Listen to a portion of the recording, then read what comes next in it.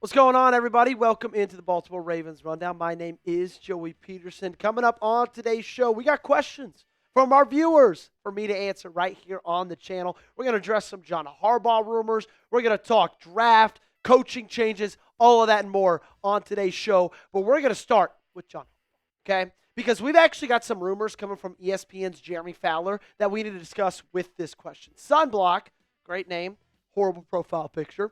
Should the #Ravens fire John Harbaugh? See, this one's interesting because it depends on who you ask. There's very differing opinions on this.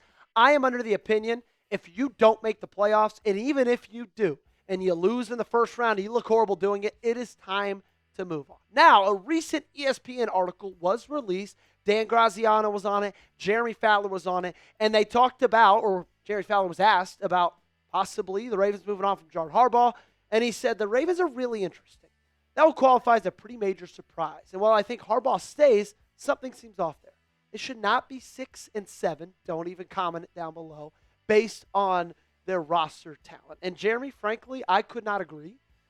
And I do like the fact that he said something feels off there and that they shouldn't be that record with all the talent on the roster. Like, I'm glad that people are at least starting to notice it. Because I feel like anytime you ever talk John Harbaugh security, all the big media heads at ESPN, CBS were like, oh, no, you can't fire Harbaugh. But he's mentioning there, while he thinks they still say that he still stays, which kind of sucks, he's at least talking about there is cause to at least have the conversation. And I think there's been cause for a while. I think if you never draft Lamar Jackson, John Harbaugh was fired probably 3 years ago. Because look at life before Lamar. 8-8, 5-11, 8-8, 9-7. Just mediocre. John Harbaugh is not the one that's pulled this Ravens team from the depths. It's been the two-time MVP. Now, sure, he's not playing his best football right now, but regardless. Like, yeah, he's been here since 2008. He's won a Super Bowl. It's amazing. Not a lot of coaches have done that. Great regular season record. Postseason record, still a winning percentage, but you're like 4-6, I believe, in your last 10 playoff games. 0-4 on the road. Last time you've played playoff games on the road, last 4 times. Look, man, something's got to give. This needs to be a conversation. Sometimes you just need something new. You need a fresh start. And if you miss the playoffs with this talent on the roster, this team needs a fresh start, and I think John Harbaugh should be gone. Now, who replaces him? That's a big question. Brian Flores, probably my number one defense coordinator for the Vikings. Robert Saleh, I think he got dealt a horrible hand in New York. I think he's a great coach.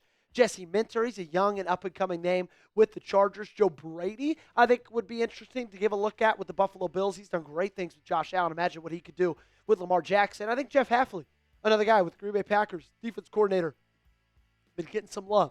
But I think these 3 guys really are the epitome of play like a Raven, and I think they'd fit perfectly. Should the Ravens fire John Harbaugh? Let me know down below. Give me a yes or a no in the comment section. Should they blast him to the sun? Okay? Let me know down below what you think, where you sit, and how you feel about it. I personally say yes if you don't make the playoffs or if you lose in the first round. You might disagree. Lil Bryson coming up with a question. Do you think the offensive line pickup is a good idea for the Ravens because he wasn't great on the Texans? Yeah, Lil Bryson, if you didn't know, is referring to Laken Tomlinson, who the Baltimore Ravens signed yesterday to the practice squad with hopes of probably promoting him to the active roster. Now, in my opinion, the reason you do this is because Ben Cleveland's suspension and because Daniel Fowler and Andrew Voorhees have been horrible. If they feel like Laken Tomlinson can compete for a roster spot, I think he deserves to compete. Frankly, I don't put too much stock in him being bad with the Texans because you could put like the best offensive lineman in the history of the game on that Texans offensive line. He's probably not going to look very good. They're pretty bad from top to bottom. Well, the Ravens, they're not great, but they're only really bad in the interior. Like, we believe in the tackle still. We believe in Tyler Linderbaum. And so if you fit Laken Tomlinson in the middle of, let's say, Tyler Linderbaum and Roger Rosengarten, I think he'd be a lot better. Especially a lot better than he was with the Texans. Giselle coming up next. #Ravens, you talked about the draft and options there, but what free agents do you like? So free agents for next year. I'm assuming you're asking, Giselle. It's a great question. George Pickens is an interesting name, interesting discussion. I don't know if he's worth the locker room like harm that he might bring. Let's see that. 2026, because I don't know off the top of my head right now. Let me tell you, guys, I'd be interested in. Travis Jones, obviously, he's your free agent. Jalen Phillips, edge rusher for the Eagles. Alante Taylor, cornerback for the Saints. John Franklin Myers, would love that defensive lineman for the Denver Broncos. He is probably one of my top guys right now. I'd say Jalen Phillips and John Franklin Myers are my two top ones. Great question, though, Giselle. Ravens 76 B more. You think Steve Bisciotti is scared to fire Harbaugh? Yes, I do. I think they're two good buddies. I think they have sleepovers. I think late at night they get their blankets and they're on the phone with each other, and one of them's laying on the bed with their feet kicking up in the air like this. Like, I just think they're way too close. And I think they're best friends at this point. I mean, I don't blame them. They've worked together for a very, very long time. They've helped build the Baltimore Ravens to what they are today. And I think that buys John Harbaugh a lot of job security. Now, is it warranted? I don't know. I don't think so. Maybe it is up until this point, but I don't think it should last much longer. We have more questions to get to on the other side of this awesome ad read for our awesome sponsors over at PrizePicks. It's the holiday season. It's the best time of the year. It's also the best time of the year for sports, bowl games, basketball matchups, playoff pushes.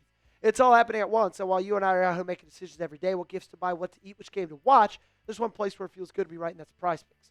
On PrizePicks, how you play is up to you. If you want flexibility, choose Flex Play, where you can get paid even if one of your picks misses. And if you want the biggest payouts, go for the Power Play. No matter your play, PrizePicks is a great way to put your takes to the test. PrizePicks now has early payouts. If your lineup gets off to a hot start, you may now have the option to cash out those winnings before the game even finishes. Here is my PrizePicks lineup. We talked playoff pushes. We got the college football playoff coming up in about a week. I took the more on Trinidad Shambles, 1.5 passing touchdowns against Tulane. The more on Ty Simpson, half a rushing touchdown against Oklahoma. And speaking of Oklahoma, I took the more on John Mateer, half a rushing touchdown against the Crimson Tide.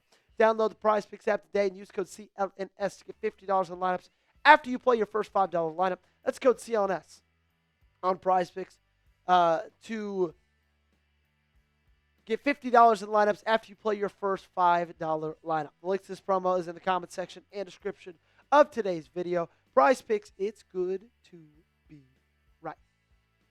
My man at Fast123 Hole, also known as Attendance Squad. Is it just me, or does they likely always hit the end zone? Hit with the end zone curse. Yeah, it's pretty unbelievable. I mean, those are two game-changing plays.